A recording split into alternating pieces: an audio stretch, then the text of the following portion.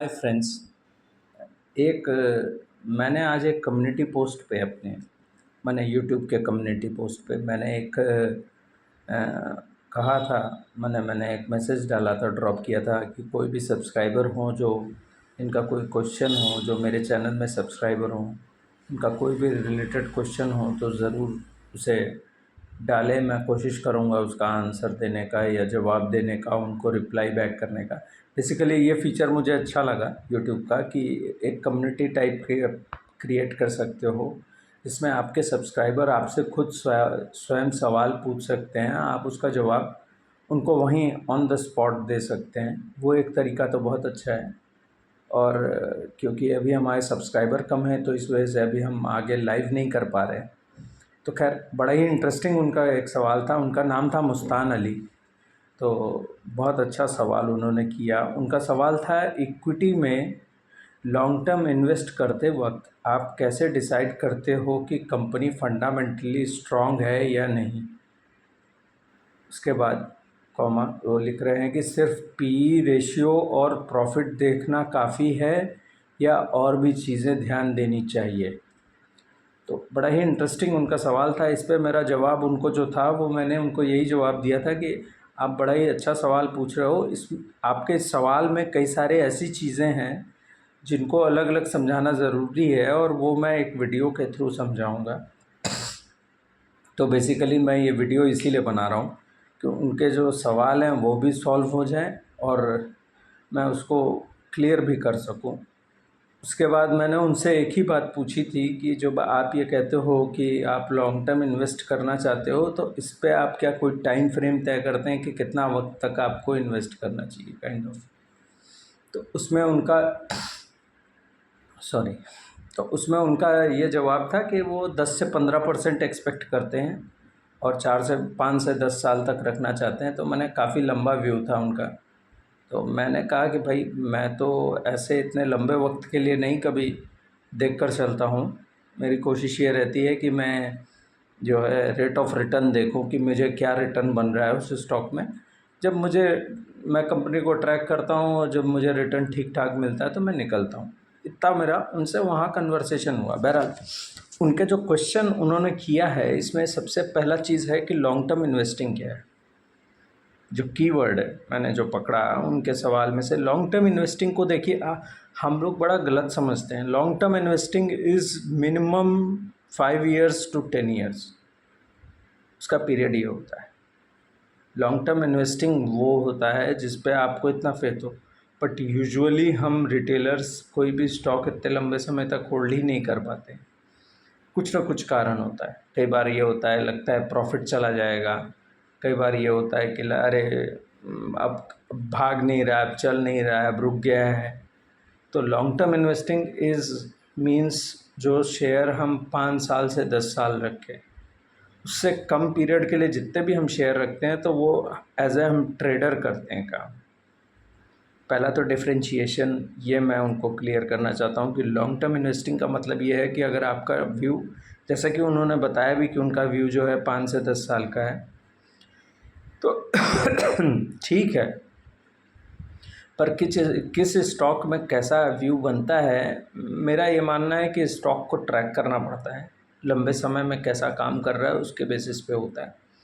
तो पहली तो चीज़ ये है। अब उसके बाद उनका ये कहना था कि कंपनी फंडामेंटली स्ट्रांग है कि नहीं, क्या देखते हैं आप उसमें। देखिए, कंपनी फंडामेंटली स्ट्रांग है कि नहीं, तो मेरा ये मानना है कि इस समय अगर किसी भी कंपनी का सेल ग्रोथ, ध्यान से मेरी बात समझिएगा, मैं बहुत ही ज़रूरी चीज़ें बताऊंगा इस समय। किसी कंपनी का सेल ग्रोथ जो है वो अगर 15% से ऊपर है, मिनिमम 15%, 15% तो मैं 15% पकड़ता ही नहीं हूँ। एक्चुअल मुझसे पूछे तो मैं तो 20% के ऊपर पकड़ता हूँ। तो फिर भी मैं इन जनरल सेंस में बात कर रहा हूँ कि 15 से 18, 18 से 20% अगर कंपनी का सेल ग्रोथ है एवरी क्वार्टर, तो उसको मैं अच्छी कंपनी मानता हूँ फंडामेंटली। अगर इस लेवल से ग्रो कर रही है तो that is an a fundamentally good company. दूसरी चीज़ जो मैं उसको देखता हूँ, उसमें ख़ास बात यह है कि वो उसका debt debt to equity ratio क्या है। Basically debt to equity ratio को ऐसे समझाया जाए कि जो कंपनी जो कर्ज़ा लेती है वो कर्ज़ा कितना होना चाहिए किसी भी बिज़नेस पे, तो कहा यह जाता है कि वो ऑलमोस्ट 1% तक ठीक होता है। और मैं तो मानता हूँ कि 1.5% तक भी ठीक होता है अगर कंपनी की ग्रोथ ज़्यादा है। माने ग्रोथ ज़्यादा कहने का मतलब है यहाँ मेरा कि कंपनी अगर कोई 25% 30% से ग्रो कर रही है तो उसका डेट टू इक्विटी अगर 1 के ऊपर भी है तो भी मैं ठीक मानता हूँ उसको। फंडामेंटली वो ठीक है क्योंकि उसका डेट इसलिए ज़्यादा है क्योंकि वो ग्रोथ के तरफ फोकस कर रही है। तो ये चीज़ हुई। तो ये दो चीज़ें तो बेसिकली सीधी सीधी हैं कि जो कंपनी का जो फंडामेंटली कैसे स्ट्रॉन्ग देखना है, तो सेल बढ़िया देखना है और उसके बाद आपको ये देखना है कि उसमें जो है डेट टू इक्विटी रेशियो वो जो है वो ऑलमोस्ट 1 के आसपास हो और ग्रोथ पे ऊपर डिपेंड करता है। अगर सेल ग्रोथ ज़्यादा है तो 1 के ऊपर भी हो तो ठीक है, देखने वाली सिचुएशन है। बहुत सारी चीज़ें और भी मैटर करती हैं फंडामेंटली। और आपको ये भी देखना पड़ता है कि कैश फ्लो उनका कैसा है, बेसिकली कैश कन्वर्जन साइकिल कैसा है। आप व्यापार कर रहे हो तो उसमें आप एक बार कोई माल बनाकर बेचा, आपने बेचने के बाद आपको पैसा मिलने में आपका ये कन्वर्जन साइकिल, ये पूरा जो साइकिल है, माल बनाना, माल का रॉ मटेरियल ख़रीदना, माल बनाना, बनाकर माल बेचना और सामने वाली पार्टी से पेमेंट पाना, ये पूरा हुआ कैश कन्वर्जन साइकिल। इसको आपको देखना होता है कि वो कितना अच्छा है। वो जितना अच्छा होता है उतना ज़्यादा अच्छा होता है। मैंने बेसिकली जितना कम होता है उतना ज़्यादा अच्छा होता है, कहने का मतलब ये है कि जितना कम पीरियड में हो। तो ये है बेसिकली, इससे ये समझ में आता है कि कंपनी जो माल बना रही है वो उसको अपने पास होल्ड ऑन नहीं कर रही है, उसको वो बेच रही है, बेचकर अपना नेक्स्ट ऑर्डर तैयार कर रही है, फिर नेक्स्ट ऑर्डर के लिए प्रोसीड कर रही है। बेसिकली ये चीज़ें हैं। तो इन जनरल इंट्रिंसिक वैल्यू भी एक चीज़ है जो कि देखी जाती है, लेकिन मैं उसको इतना ज़्यादा, क्योंकि इंट्रिंसिक वैल्यू जो है, देखिए कभी भी ज़्यादातर कहा तो यही जाता है प्राइस टू बुक वैल्यू, अगर आपको 1 या 0.6 या 7 8 का जो भी स्टॉक है वो मिले तो बढ़िया है। पर मेरा ये मानना है कि बहुत कुछ चीज़ें डिपेंड करती हैं ऑन द बेसिस ऑफ कि कैसा कंपनी ग्रोथ कर रही है। Price to book value generally कम तब रहता है जब कंपनियां अच्छा ग्रोथ नहीं कर रही होती हैं। तो देखने में ये आया है, इसलिए मैं इंट्रिंसिक वैल्यू को उतना नहीं फॉलो करता हूँ। मैं ये 2-4 चीज़ें देखता हूँ, जैसे कि आपका कैश कन्वर्जन साइकिल कैसा है, आप इन्वेंट्री पे तो नहीं फंसे हुए हैं, आपने डेट ले लिया। बेसिकली प्रॉब्लम वहाँ आती है कंपनी में। प्रॉब्लम कब आती है, जब कंपनी ने अगर मान लीजिए डेट लिया हुआ है, उसने माल बनाया, माल बना के उसने अपने इन्वेंट्री में रख रखा है, लेकिन बिक नहीं रहा है। बिक नहीं रहता है तो वो फंस गया है। अब उसका माल भी फंसा हुआ है, उसको इंटरेस्ट भी देना है। तो फंडामेंटली जब देखना होता है तो इस चीज़ को मैं कनेक्ट करता हूँ, ये पूरी चीज़ें सब एक साथ कनेक्ट हैं। तो फंडामेंटली स्ट्रॉन्ग स्टॉक को देखने का तरीका मेरा ये है। उसके बाद उनके सवाल में उन्होंने पूछा था कि पी रेशियो और प्रॉफिट देखना ज़रूरी होता है क्या। तो मेरा कहना है कि सिर्फ पी रेशियो और प्रॉफिट को नहीं देखना चाहिए। बेसिकली देखने का तरीका ये होता है कि आप देखें कि कन्वर्जन कितना है, अच्छा है कंपनी का, सेल कितना है, कितनी ग्रोथ हो रही है, और उसके बाद इबिटा कैसा है, माने earnings before income tax and depreciation, तो उसको कहते हैं इबिटा। इबिटा कैसा है वो देखना चाहिए, इबिटा बढ़ना चाहिए। इबिटा अगर आप ये पाएँ, मान लीजिए थोड़ी देर के लिए मैं कहता हूँ इबिटा, आप ये पाएँ कि इबिटा आपका बढ़ नहीं रहा है या उसका परसेंटेज बढ़ नहीं रहा है, तो उसका मतलब ये है कि आपने कोई ज़्यादा खर्चे कर दिए, आपका कॉस्ट बढ़ गया है, रॉ मटेरियल कॉस्ट हो गया है। बेसिकली उससे ये समझ में आता है। इबिटा इसलिए देखना ज़रूरी होता है कि वो इन लाइन चलना चाहिए। बेसिकली कंपनी जब काम करती है तो क्वार्टर वाइज काम करती है, क्वार्टर वाइज वो कैसा चल रहा है। सेल जैसे मान लीजिए कोई कंपनी, मैं एग्जांपल के लिए आपको समझाऊँ, बहुत सिंपल सा, से एक कंपनी है, वो अगर अपने सेल को 20% से ग्रो कर रही है तो उसका सेल में 20% ग्रोथ आया। अब आपको याद होगा मैंने रूल ऑफ़ 72 बताया, तो रूल ऑफ़ 72 के हिसाब से आप 20% से अगर कोई कंपनी ग्रो कर रही है तो उसका पैसा मल्टीप्लाइड कितने दिन में होगा? 3.5 साल में। माने 3.5 साल में कैसे होगा, मैं समझाता हूँ। 72 divided by 20, 72 divided by 20, that is almost 305, और मे भी पकड़ सकते हैं थोड़ा ऊपर 3.8 पकड़ सकते हैं। माने 3 साल 8 महीने या 9 महीने में वो उनका जो है 20% जो है वो उनका डबल हो जाएगा सेल। बेसिकली अगर वो 100 करोड़ से शुरू कर रहे हैं तो उनका 200 करोड़ सेल पहुंचने में 3 साल 8 महीने लगेंगे। ये हुआ एक तरीका, ये सेल निकल गया। अब इबिट्टा को देखिए, इबिट्टा में जब आप 100 से 200 करोड़ का सेल करेंगे तो आपका कॉस्ट भी बढ़ेगा, क्योंकि रॉ मटेरियल ज़्यादा लगेगा, तो वो कॉस्टिंग बढ़ेगी। वो उस बनस्पत में माने उस रेशियो में बढ़नी चाहिए कि आपका इबिट्टा बचा रहे, बल्कि इबिट्टा में वो ग्रोथ दिखे।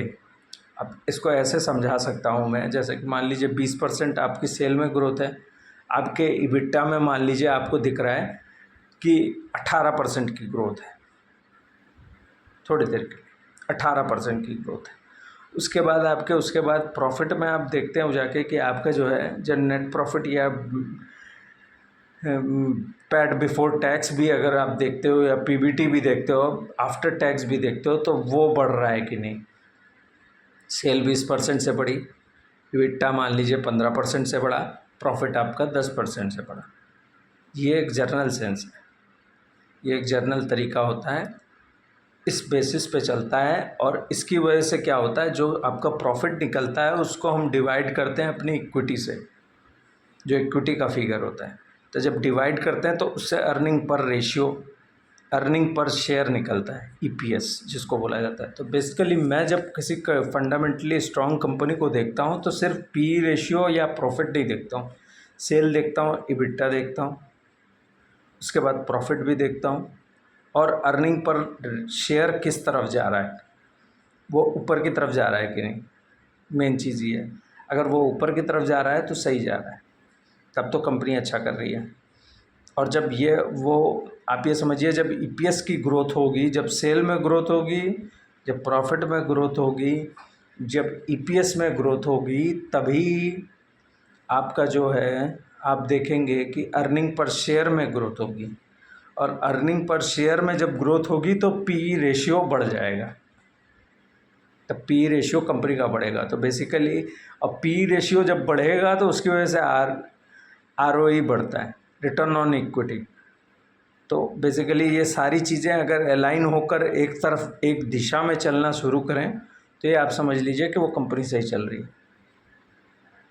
थोड़ा सा कॉम्प्लेक्स हो गया मैं जानता हूँ, लेकिन मैं समझाने की कोशिश कर रहा हूँ। बहुत सिंपल तरीके से समझिए कि सेल सबसे ज़्यादा ज़रूरी है, सेल ज़रूरी, उसके बाद फिर इबिट्टा लेवल पे सही है कि नहीं, ऐसा ना हो। क्योंकि कई बार क्या होता है, मैं आपको जैसे एग्जांपल के लिए समझाता हूँ, इबिट्टा क्यों गड़बड़ा जाता है। इबिट्टा तब गड़बड़ाता है जब आपका रॉ मटेरियल का कॉस्ट बढ़ जाए।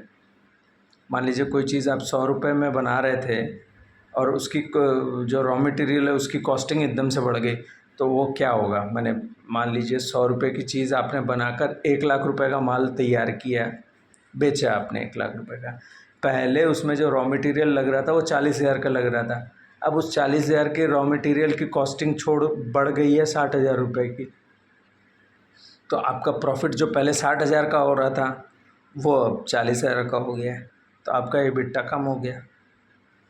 और इबिट्टा कम होने का कारण, क्योंकि आपकी ख़रीद, जो आपका रॉ मटेरियल है या जो आपकी कॉस्ट है किसी भी चीज़ को बनाने की, वो बढ़ गई है। तो जब इबिट्टा बढ़ जाएगा तो बेसिकली होता ही है कि फिर आपका इंटरेस्ट और डेप्रिसिएशन भी उसमें से बच जाएगा, तो आपका प्रॉफिट ऑटोमेटिकली कम हो जाएगा। तो बेसिकली ये साइकिल है एक तरीके से। और जब आपका प्रॉफिट कम हो जाएगा तो फिर आपका ईपीएस भी कम हो जाएगा, और जब ईपीएस कम होगा तो उस हिसाब से आपका पी रेशियो भी कम होगा। पी रेशियो है प्राइस टू अर्निंग, प्राइस, क्या प्राइस चल रहा है और क्या अर्निंग हो रही है, उसका क्या रेशियो बन रहा है। तो बेसिकली ये पूरा एक साइकिल है जो कंप्लीट होता है। तो आई होप कि मैं आपके सवाल को जवाब दे पाया हूँ। थोड़ा सा मुश्किल सवाल था, लेकिन फिर भी खैर मैंने समझा पाना। आप जब इस चीज़ को, क्योंकि मैं कंपनियों को ऐसे ही ट्रैक करता हूँ, तो इससे क्या होता है कि काफ़ी चीज़ें क्लियर होती चलती हैं। कहीं कई बार कंपनी के रिज़ल्ट में कंपनी खुद से बता देती है कि उसके ये चीज़ में फ़र्क पड़ गया है, तो उसका नेगेटिव, कोई ख़राब चीज़ होती है अगर उनके रिज़ल्ट में, तो उसका नेगेटिव इम्पैक्ट होता है स्टॉक प्राइस पे। तो बेसिकली सिंपल चीज़ है, इस तरीके से ये सारी चीज़ें होती हैं। तो इस क्वेश्चन में कई सारी चीज़ें थी, तो मैं बेसिकली ये मानकर चलता हूँ कि मैं किसी स्टॉक में 5 साल 10 साल बैठने की मुझे वजह दे वो कंपनी। वो अगर 20% से ग्रो कर रही है तो कंटिन्यूअस, मैंने अगर मैं कहता हूँ कि कोई 15% या 20% से भी ग्रो कर रहा है तो उसको साल के 4 क्वार्टर और लगातार 20% की रफ्तार से अगर कोई ग्रो कर रहा है तो लगातार उसको बने रहना होगा। 20% हर क्वार्टर, उसके बाद लगातार 3 साढ़े 3 साल वो अगर उसी 20% को मेंटेन करके चले या उसको और बेहतर करता चले तो जल्दी होता है, तब तो उस स्टॉक में आप बैठे रह सकते हो। तो बेसिकली ये डिसीजन मैं नहीं लूँगा कि मैं किस स्टॉक में कब तक रहूँगा। ये डिसीजन वो स्टॉक लेगा, वो कंपनी लेगी, वो मैनेजमेंट लेगी, जो बेहतर करेगा वो आगे जाएगा। और मार्केट ऐसे ही चलता है basically. Thank you so much.